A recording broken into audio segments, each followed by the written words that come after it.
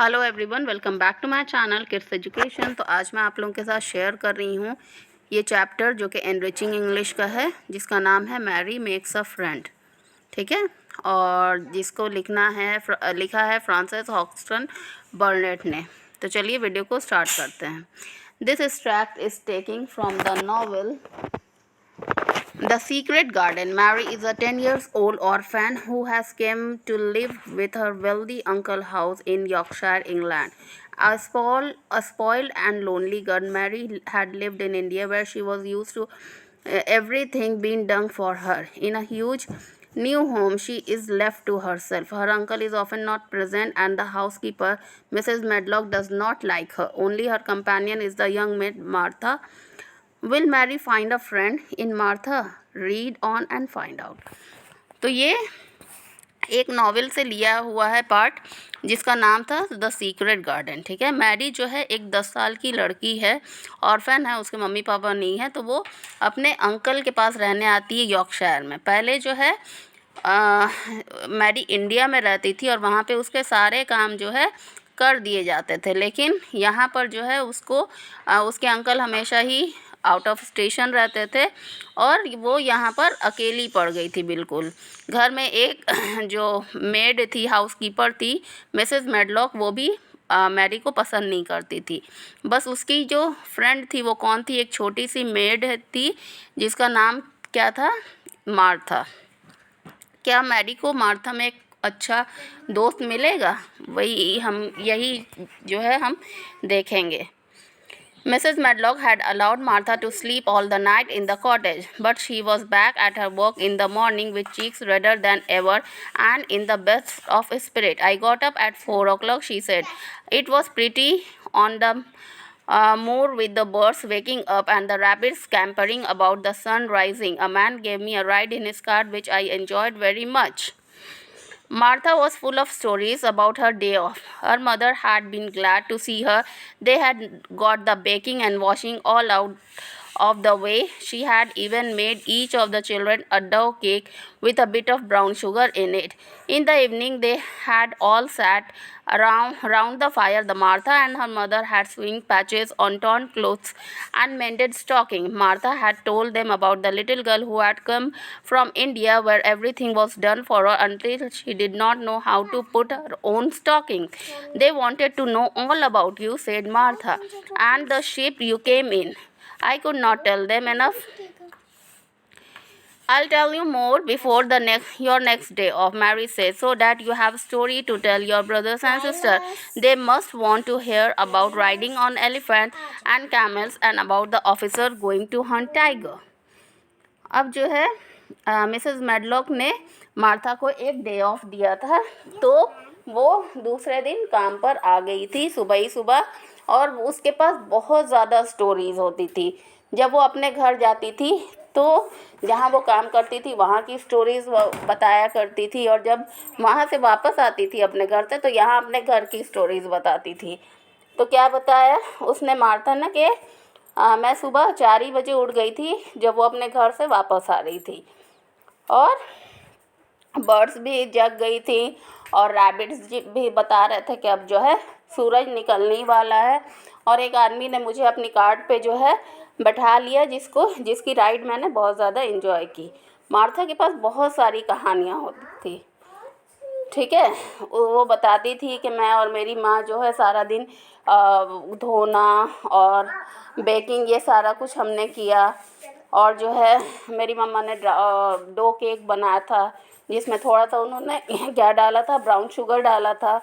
और शाम के वक्त में हम लोग सब फायर के चारों तरफ बैठ गए, और मार्था ने अपनी फैमिली को मैरी के बारे में बताया कि वो इंडिया से आई है और उसको वहाँ उसके सारे काम कर दिए जाते थे। उसको अपना जो सॉक्स है वो भी पहनना सही से नहीं आता।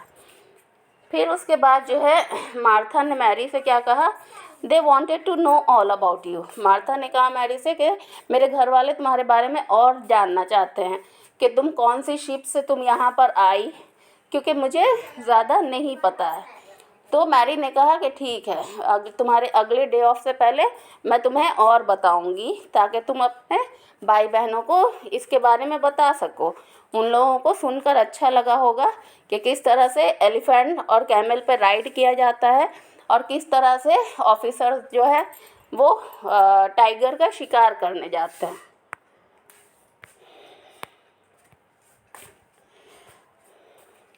My words, cried a delighted Martha. It would make them go off their heads. Would you really do that, miss? I would be the same as a wild beast show like we heard they had in York once. India is quite different from Yorkshire, Mary said as she thought the matter over. I never thought of that. Did Deacon and your mother like hearing about me? Mother asked why you were all by yourself, she said. Has not Mr. Craven got a governess for her on a nurse? I don't want a governess, said Mary sharply. But my mother said, you ought to be studying at your age and you should have someone to look after you. She said, now Martha, just think how you would feel yourself in a big place like that, wandering about all alone and no mother. You do your best to cheer her up, she said, and I said I would. Mary gave her a long, steady look. You do cheer me up, she said. I like to hear you talk. Then Martha went out of the room and came back with something held in her hands under her apron. अब इसके बाद क्या हुआ कि जब Mary ने बताया कि मैं तुमको और चीज़ें बताऊंगी तो मार्था बिल्कुल चिल्लाने लगी, अरे मेरे भाई बहन तो ये सुनकर पागल ही हो जाएंगे। ये तो इस तरह से है जैसे कि एक बार वाइल्ड बीस्ट शो हुआ था हमारे यॉर्कशायर में। तो मैरी ने कहा कि इंडिया जो है यहाँ से काफ़ी डिफरेंट है और क्या तुम्हारे घर वाले जो है मेरे बारे में सुनना पसंद करते हैं? तो मार्था ने कहा कि हाँ, मेरी मम्मी हमेशा पूछती है कि तुम यहाँ पर इस तरह से अकेले क्यों रहती हो, तुम्हारे अंकल ने तुम्हारे लिए कोई नर्स या गवर्नेंस क्यों नहीं रखा? तो मैरी ने झट से कहा, मुझे किसी की ज़रूरत नहीं है। ठीक है। फिर मार्था ने बताया कि मेरी मम्मी कहती है कि तुमको इस एज में पढ़ाई करनी चाहिए, ठीक, तुमको इस तरह से इतने बड़े घर में अकेले नहीं रहना चाहिए। और मेरी मम्मी कहती है कि हमको तुमको खुश रखने की कोशिश करनी चाहिए। तो मैरी ने कहा कि क्या तुम मुझे खुश रखोगी? मुझे तुम्हारी बातें बहुत अच्छी लगती हैं। उसके बाद मार्था कमरे से बाहर जाती है और वापस आती है तो उसके एप्रन में, उसके कपड़े में, अपने एप्रन में कुछ छुपा कर लाती है। I brought you a present, she said with a cheerful giggle. A present? Exclaimed Mary. How could a cottage full of 14 hungry people give anyone a present? She thought. तो वो क्या लेकर आती है? उसके लिए एक गिफ्ट लेकर आती है। वो गिफ्ट क्या था? वो मार्था कहती है मैं तुम्हारे लिए एक प्रेजेंट लाई हूँ। तो मैरी सोचती है कि इतनी छोटे से घर में 14 लोग रहते हैं जो कि भूखे रहते हैं, वो किसी को कैसे प्रेजेंट दे सकते हैं? फिर उसके बाद मार्था बताती है, a man was peddling his wares across the moor, Martha explained, and he stopped his cart at our door. He had pots and pans and odds and ends. But mother had no money to buy anything. Just as he was going away, our Elizabeth Ellen called out, Mother, he's got a skipping rope with red and blue handles. तो उसने Martha ने बताया कि एक vendor आया था, हम लोग के घर के बाहर चीज़ें बेच रहा था। तो लेकिन मम्मी के पास पैसा नहीं था, लेकिन जैसे ही वो जाने लगा तो इसकी जो बहन है वो चिल्लाने लगी कि मम्मी देखो, उसके पास स्किपिंग रोप है जिसमें ब्लू एंड रेड हैंडल लगे हुए हैं। ठीक है। दे cost 2 pence. And mother said to me, Martha, you bought me your wages like a good lass, and I have 4 places to spend for every penny we have. But I am going to take this 2 pence out of it to buy that child skipping rope. तो वो skipping rope कितने का था? 2 pence का था।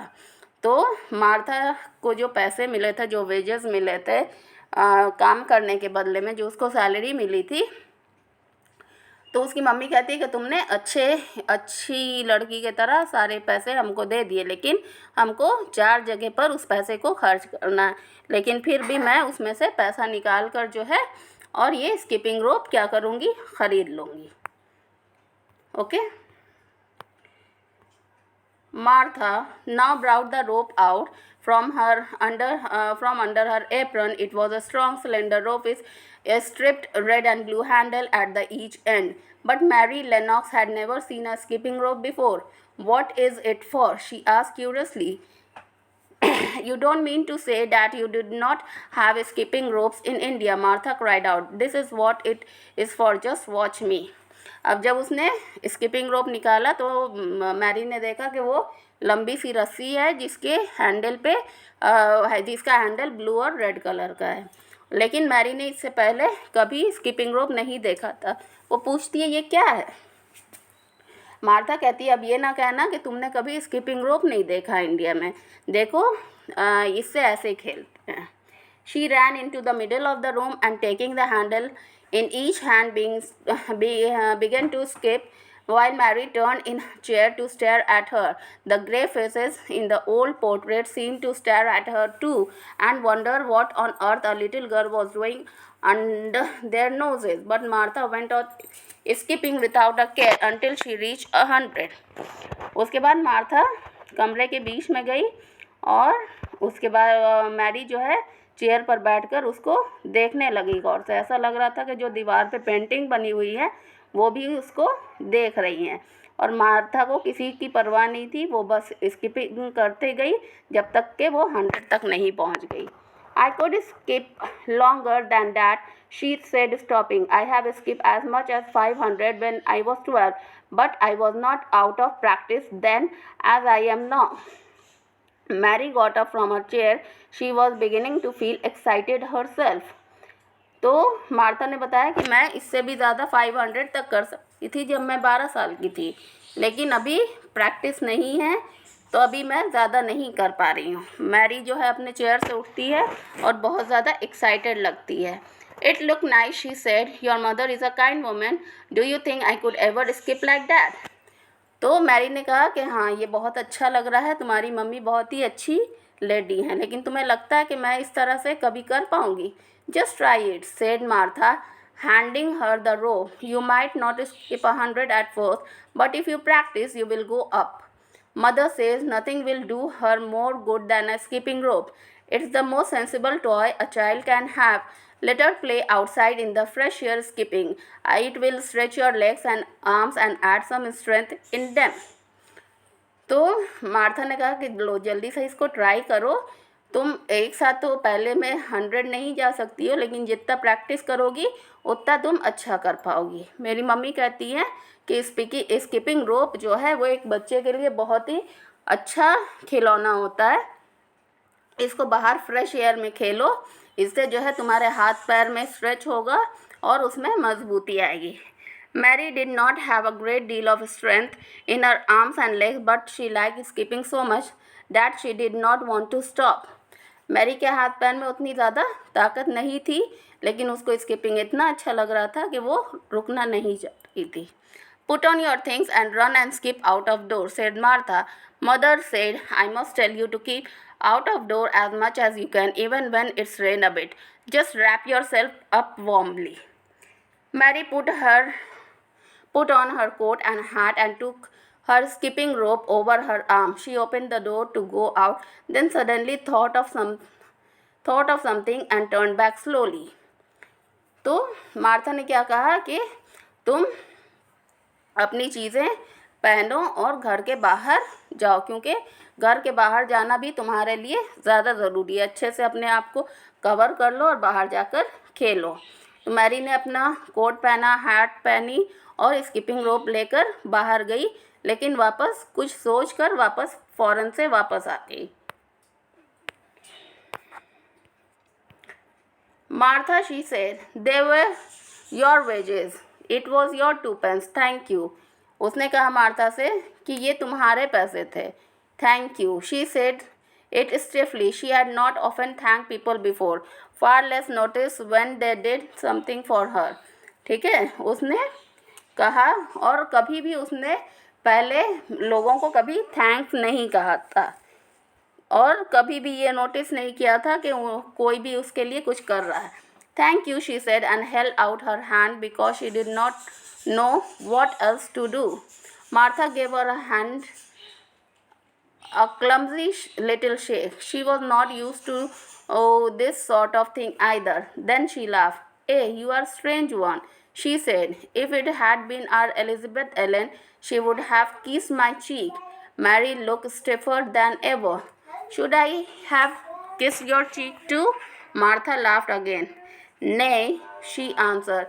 If you were different, perhaps you would have, but you are not. Run off outside and play with your rope. तो उसके बाद जो है मार्था ने क्या कहा कि ये तुम्हारा है, thank you so much.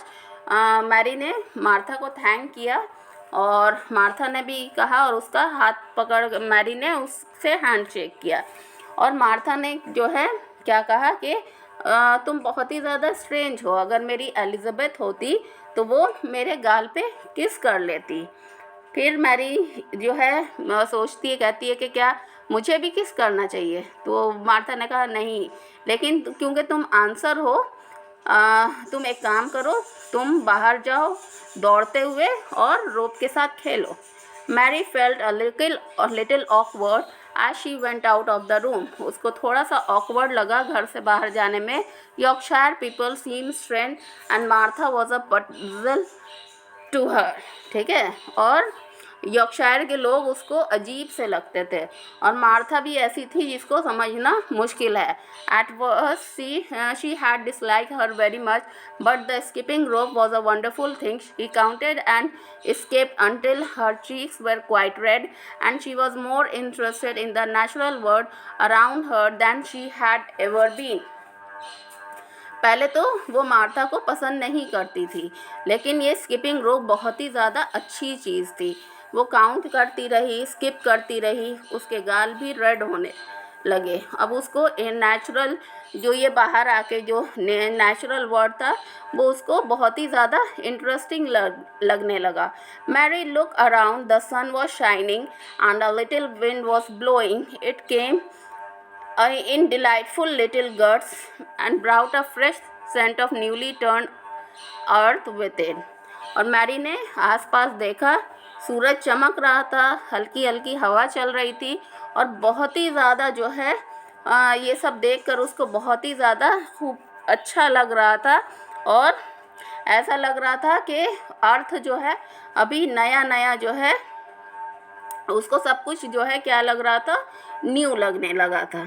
Okay, तो ये था मेरा आज का वीडियो. आई होप कि आप लोगों को ये वीडियो अच्छा लगा होगा और एक्सप्लेनेशन आप लोगों के लिए यूज़फुल होगी. अगर वीडियो अच्छी लगी हो तो please do like share and subscribe to my channel. Thank you so much.